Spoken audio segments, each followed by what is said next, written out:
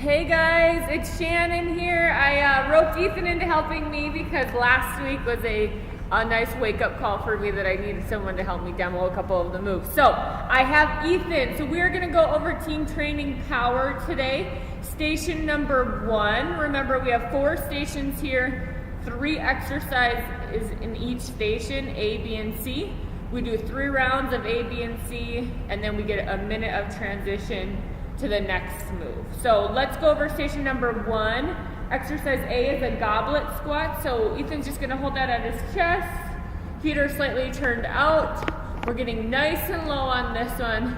If you can get people to get elbows to knees, that is ideal. However, if we start to lean too far forward or knees go in, then that's a bad thing. So we don't wanna get that low.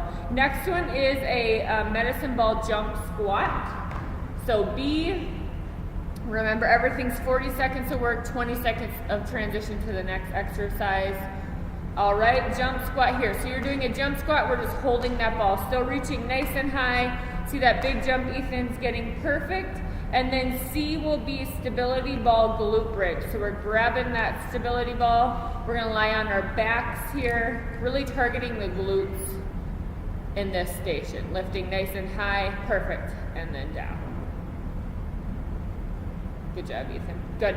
Okay, so again, we would repeat A, B, C, 2 more rounds for a total of 3, and then we're moving on to the next station.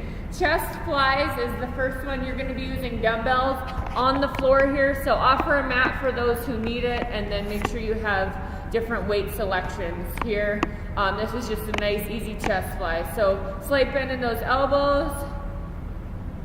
Arms are the same length, so as you can see when Ethan goes down, they're not shortening or getting longer. Perfect, so we can see here that looks pretty easy for Ethan, right? So as coaches, you would coach Ethan to definitely increase his weight. Next one, B, is up down, so we're gonna roll over, go into a plank on our hands, and then we're going up and down, alternating sides here. Keeping the core tight. If we have to add a modification, we can drop our knees for this one. Okay, and then we're rolling right over. We're gonna grab a weight, doesn't matter what it is, putting it at our head. So he's literally gonna place it right up against his forehead and do a weighted crunch. Perfect, Ethan, nice job.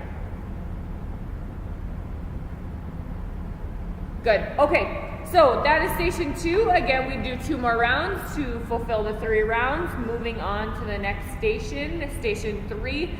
We're targeting the quads here. So reverse lunge, alternating. So he's gonna grab weight. Again, if you have a beginner, you can go with no weight too. That's totally fine.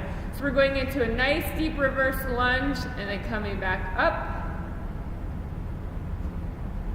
Good, looks like it this way, 90 degrees in both knees once he hits the bottom. Chest is up, perfect. Next one is a front to back hop. So this is a big power move.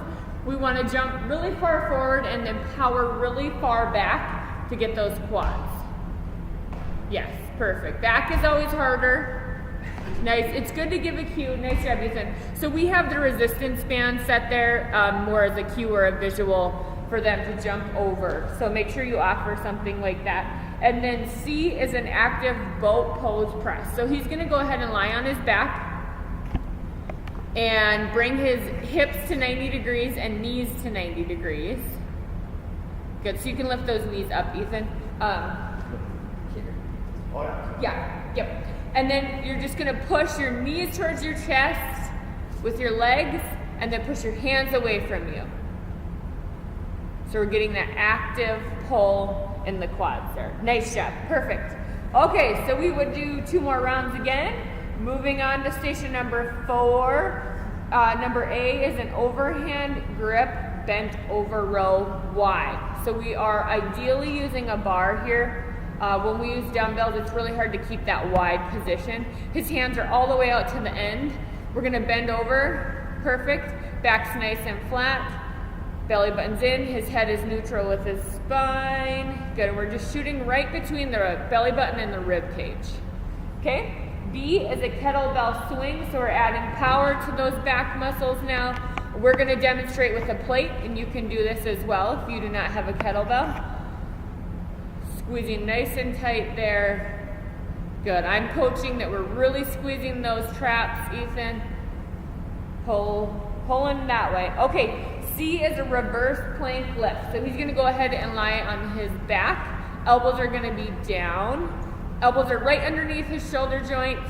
Good, hands are relaxed, that looks perfect, so we don't get any impingements in the shoulder. Now we're just lifting the butt as high as we can, and then down.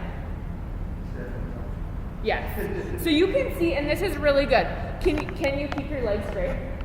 Straight? Yeah, there you go, perfect. Okay, so, and then down. So you can see Ethan's bending, and that's just really mobility in his shoulder joints is pretty much prohibiting him from doing that.